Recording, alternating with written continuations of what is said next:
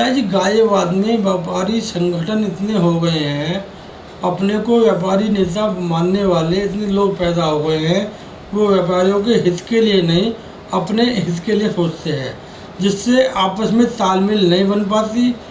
और कुछ लोग ऐसे हैं सरकारी पदों पर बैठे हुए भी अपना व्यापार मंडल का एक फर्म बनाकर उसको चला रहे हैं, दुकान चला रहे हैं, वो जो गलत है। व्यापारी आज इतना त्रस्त है, कल हमारे युवा व्यापारी अंतर्राष्ट्रीय वैश्य समाज के महासम्मेलन के अध्यक्ष, उनका नौकर कल 7 लाख रुपए लेकर भाग गया।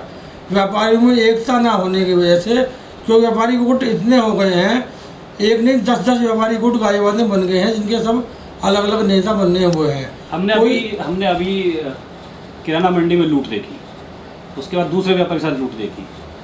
तो क्या व्यापारी अपनी बात प्रशासन तक, पुलिस तक नहीं पहुंच पा रहा, इसलिए केस ज़्यादा घटना बढ़ रही है, व्यापारियों की बात नहीं सुनी जा रही है? व्यापारियों की बात इसलिए नहीं सुनी जा रही कि वो एक सही ढंग से प्रशासन के सामने जा नहीं रही है।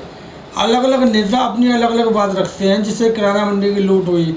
कल दिन दहाड़े 30 साल पुराना नौकर हमारे अनिल अग्रवाल जी का बैंक में जमा कराने के बहाने ले गया और भाग गया।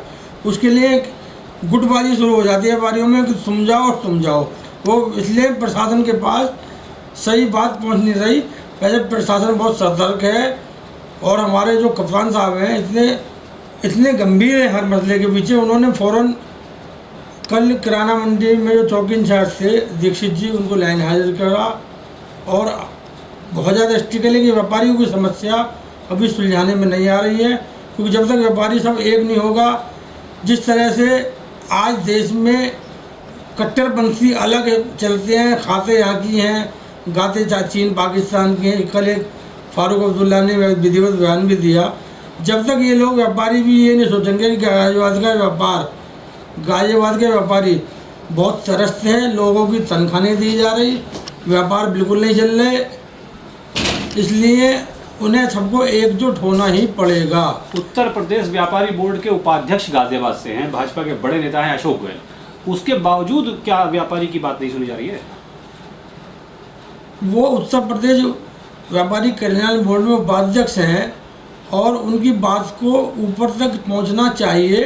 1-2 मसले में पहुंची भी है, लेकिन कुछ उनका अपना एक रवैया अलग है कि इन्होंने एक अपना उपभोक्ता फोरम अपना अलग खड़ा कर रखा है, जो उनको नहीं करना चाहिए। या जैसे भी ये, जब आप एक सरकारी सीट पर बैठे हुए हो तो आप अपना उपभोक्ता फोरम कैसे चला पाओगे?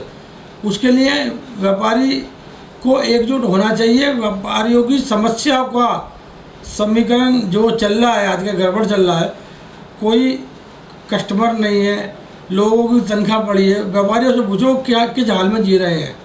आप ये कहना चाहते हैं कि अशोक गोयल जी सरकारी पद पर बैठकर अपना एक संगठन खड़ा करने के प्रयास में हैं, जिसका नुकसान व्यापारी को होगा? मैं भाई देवरा, मैं किसी का नाम नहीं लेना चाहता, फिर भी मैं कहता हूँ कि व्यापारियों को नुकसान इसलिए हो रहा है कि एक सरकारी पद पर बैठे हुए आदमी की आवाज़ जब ऊपर तक नहीं पहुँच पाती, तो उसका प्राइवेट उपभोक्ता फोरम चलाने का क्या फ़ायदा है? विषय से हटके एक सवाल, कोरोना काल में आपने बहुत सेवा की, पब्लिक की, सब जानते हैं। फिलहाल गाजियाबाद में आपके एरिया में कोरोना की क्या स्थिति है? देखिए, कोरोना को मैं पिछले 21 मार्च से रेगुलर कोई दिन नहीं छोड़ा होगा जिस दिन से मैंने शासन, प्रशासन, पब्लिक या गरीब तबके की सेवा ना करी हो। और अब भी जितना मेरे से बन पाता है मैं करता हूँ, खुद अपने हाथ से जाकर करता हूँ। मजलूम जो आ जाते हैं मेरे घर पे, उनकी भी सेवा, मैं ये नहीं देखता वो हिंदू है या मुसलमान है या क्या है, क्योंकि कई लोग मेरे पास ऐसे आए जो मोहम्मद से दास ना गए, उनकी मदद करी, सब कुछ करा मैंने। लेकिन लोगों का नज़रिया कोरोना के प्रति बिल्कुल लापरवाह होता जा रहा है, और वो अब कोरोना को इतनी गंभीर बीमारी नहीं समझ रहे हैं, जिसने विश्व में पूरे तहलका मचा दिया। विश्व पूरा परेशान है। आज सड़कों पर जाकर देखो, बेवजह लोगों की भीड़ निकलती रहती है, जिनका कोई लेना देना नहीं है बाज़ार से। किसी को अगर 1 किलो चावल भी लेने होंगे तो पहले पूरे बाज़ार का राउंड लेके जब अपने पड़ोस में आकर चावल लेगा। अरे क्या मतलब पड़ा? जब कोरोना टाइम चल रहा है, इसकी कड़ी एक कड़ी से लगातार कड़ी जुड़ती जाती हैं। रोज़ सुबह से शाम तक 10-20 टेस्टिंग मेरे जरिए भी होती हैं जी। और मैं लोगों की जो भी हो पाता है, किसी को एडमिट कराना हो तो उसको एडमिट भी कराता हूँ सरकारी। आपकी नज़र में आदमी को सरकारी अस्पताल जाना चाहिए प्राइवेट? मेरी नज़र में सरकार ने इतनी अच्छी सुविधा दे रखी है प्राइवेट हॉस्पिटल में सरकारी हॉस्पिटल में, लोग फिर भी मरने का गम जहन में ऐसा बैठा है कि वो दवा के नाम पर प्राइवेट हॉस्पिटल वाले दवा की कीमत लगा बैठे हैं।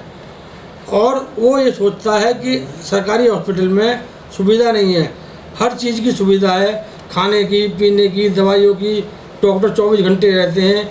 ESI गाजियाबाद में टॉप एंड मोस्ट सरकारी हॉस्पिटल में आता है, किसी गरीब मजलूम का 1 रुपया नहीं लगता। वहाँ के डॉक्टर अपने परिवार की तरह मरीज को ट्रीटमेंट देते हैं। और लेकिन एक जिसके पास पैसे हैं, जिसका LIC का, जिसका इंश्योरेंस हो रहा है, वो प्राइवेट हॉस्पिटल की तरफ बढ़ता है। और जो टेस्टिंग हो रही है, गवर्नमेंट ने सुविधा दे रखी है फ्री ऑफ कॉस्ट करने की, लेकिन लोग फिर भी जो है प्राइवेट क्लिनिकों पर टेस्टिंग कराते हैं, जिसमें 1600 रुपये लेते हैं, लेकिन उनके हाथ में वो पॉजिटिव रिपोर्ट दें, नेगेटिव दें, वो सामने वाली पार्टी को देख लेते हैं